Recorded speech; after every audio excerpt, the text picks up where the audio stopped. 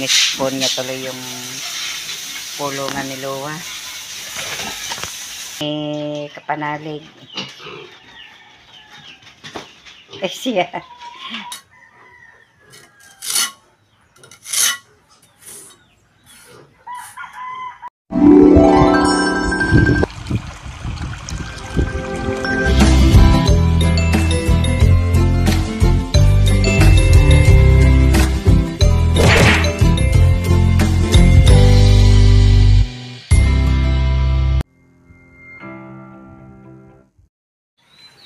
Good morning mga kabrasa, panibagong araw, panibagong vlog na naman po natin ngayon. At ako po'y naririnig sa piggery po ni Luwa.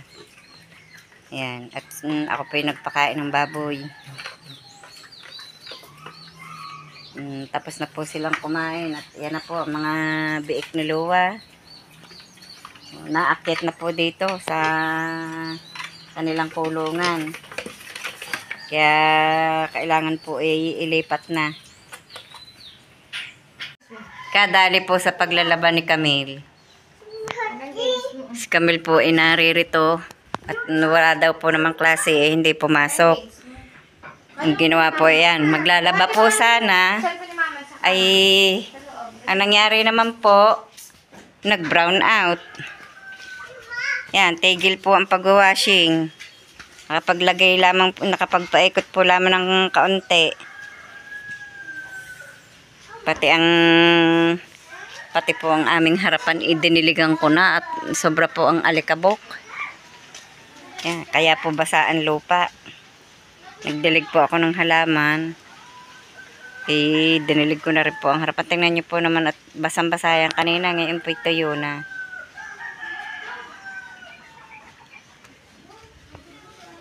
At ito pong aking aquarium pinalitan ko po ng tubig at ang mga isda po itamlayin na sa paglangoy pagka po malabo ang tubig. Sila po'y sumigla-sigla noong mapalitan ko po ng tubig ang kanilang nilalangoyan. Ang ganda naman po tingnan ng ng mga isda. Langoyan na ng langoyan.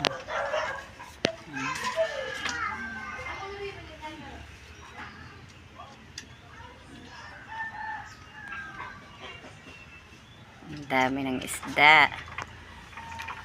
Meron pa po din Yan, meron nga po ditong mga bagong anak na isda. Ang daming maliliit. Binukod ko po yan ng isang araw. Yung pong mga buntis pong isda. Kahapon po yung nanganak na. Yan, kaya po maraming maliliit. Kailangan po yung mga buntis ibinubukod. Dahil pag po hindi ibinukod, ay yung pong kanilang anak ay kinakain po ng kapwa isda. Yan, puro po isda yan. Nagdadambahan. At ito naman po si Concho. Ako po'y sinasagi at nagpapapansin. Naririto na po ulit si Concho. Umuwi po yan o isang gabi at wala po palang tao doon sa kubo. Nilagot po yung kanyang tali, nginat-ngat, para po siya makauwi dito. Kaya po pinalitan ko yung kanyang tali, at yung pong kanyang nginat-ngat. Dala-dala po niya yung kadena pag-uwi dito. Ang nginat-ngat po yung nakadugtong din ito po. Maparaan po nga naman wala siyang kasama doon. Nagugutom po siguro kaya umuwi. Ana, gutom ka na, Concho? Mamaya kakain na tayo. Kakain na tayo mamaya na. Ang utad naman ng Concho namin. Ang utad. Ang bait naman po nitong asong ito.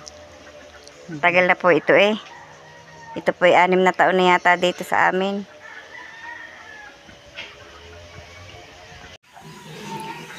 Tingnan niyo po ang binilad ko pong kalamyason, sayang laan. Nabasa po ng ulan kahapon. ay yan, sinakyan na po ng mga manok. Basta po ang kalamyas ay ganyan at nabasa po ng ulan. Hindi na po mapapakinabangan kaya ang hirap pong magbilad ng kalamyas. At ang mga biik po ay iwinalay na po kahapon. Ako po'y wala kahapon kaya hindi po ito na i-vlog. At si Tata Roman po'y naririto. Siya pong naglilinis din sa pigiri ng inahin. Pinakakain na po si Lua at nililinis po niya tuloy yung pulungan ni Lua.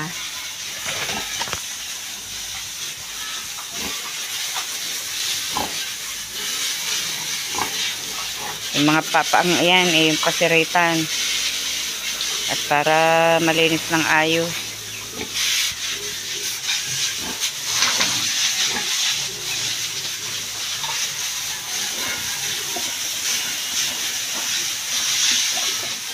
Nagkabaka na ulit.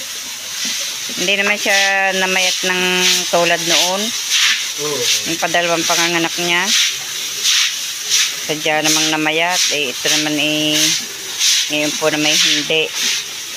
Dahil maaga pang natutong kumain ang mga biik. Maaga nga po namin tinuruan ng pagkain at hirap nga po yung ang inahin masyado pong namamayat. Ito pong pigiring ito ililinisin din at may ilalagay din pong biik. Medyo po basa ang lupa at dahil po sa kaambon kahapon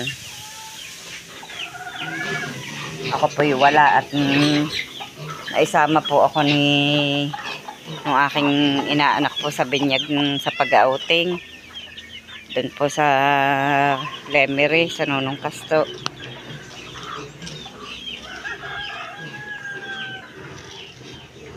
Jetro! Jetro!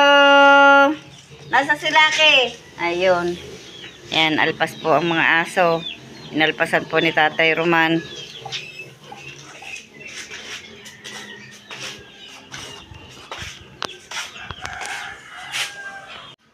Ako po'y pupunta muna po sa kubo. Doon po kay Kautol. At sasabihin ko po, magpapatawag po ako kay Kapanalig. Dahil ang biik nga po, iwalay na namin. Kaya kailangan po ng pakain at saka po pambili ng vitamins ng mga biik. Yung panlagay po sa mga painom para po ang mga biik ay hindi po mga magdumi at saka po sipunin.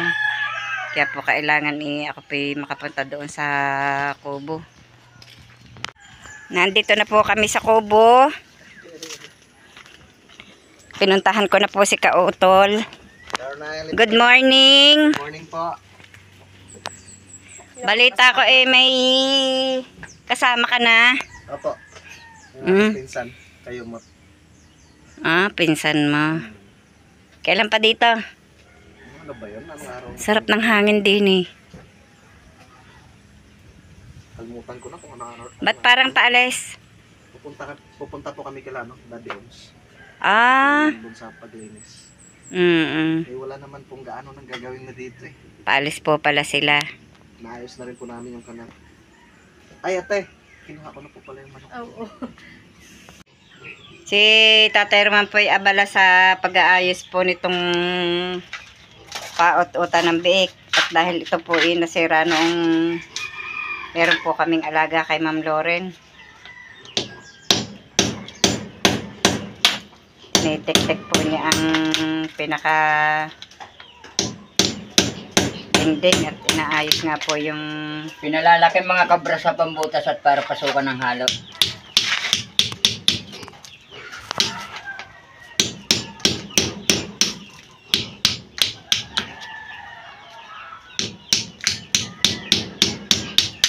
So, pasukan parang tagilid ang yan ano mo ng kaunti. Hindi na mapipihit eh.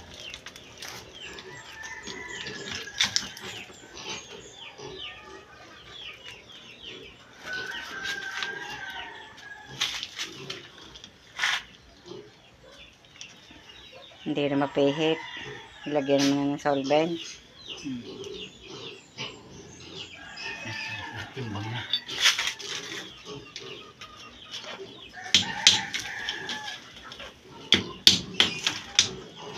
Kabiglaan ng dating ng baboy ah.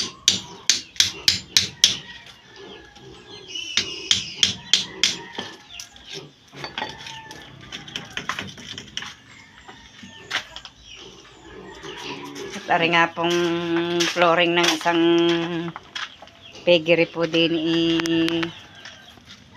nilagyan po ni Tatay Roman ng ano. Nung tawag din ni Tatay Roman, nilagyan po ng purong semento at gumitak po ang sahig. Oo, ang gitak. Tinapingan po niya. Tambak po ang ginawang ari ng piggery, kaya po ari garni. Ito po yung biik ni Kapanalig. Siya, naumbang yung isa. Naghahalo po si Tatay Roman ng kaunting buhangin at semento para po itagpili ni sa kanyang binutasan po kanina. At nang hindi po magalaw yung inilagay niyang grapo.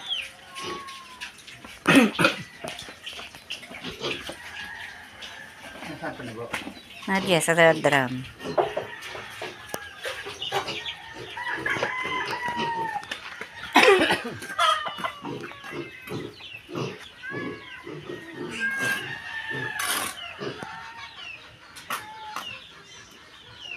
Doon naman ano sa Malanday, hindi sa isang kuwan. Kasya na kaya yan?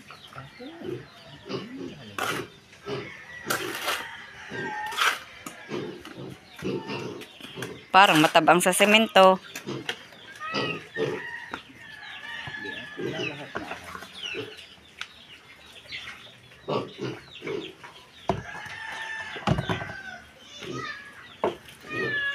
Binigyan ko po ng pakain ang biik. Simot pat simot eh.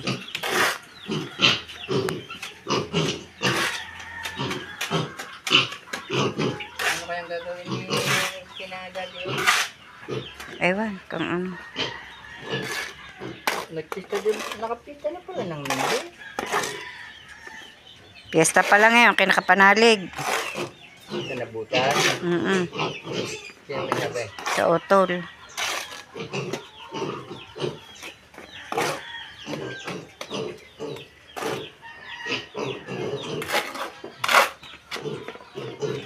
Naglandi na po si Tatay Roman.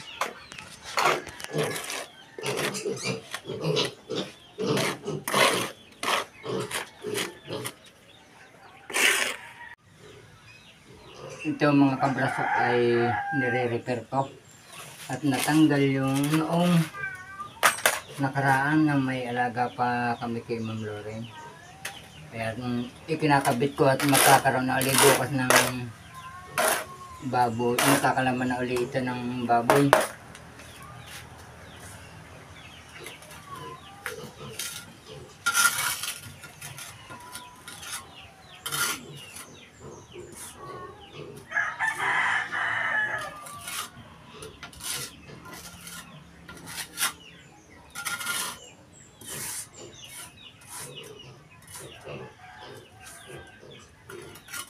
Nalaglag pa.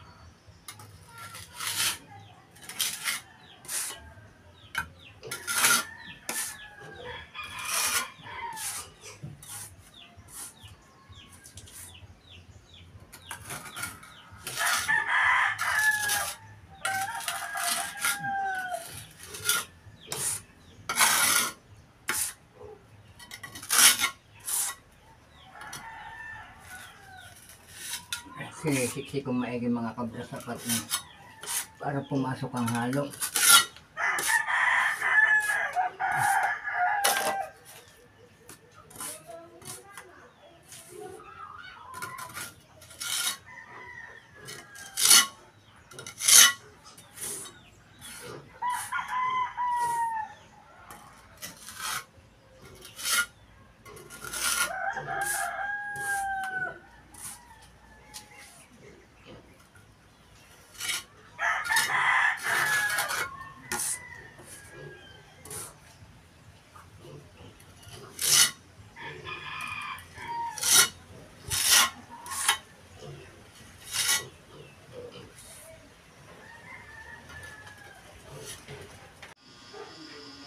Maraming salamat mga kabrasap sa patuloy niyong pagsubaybay hanggang sa dulo ng aming vlog. At saan man po kayo naroroon, mag-iingat po kayo palagi. Bye-bye and God bless.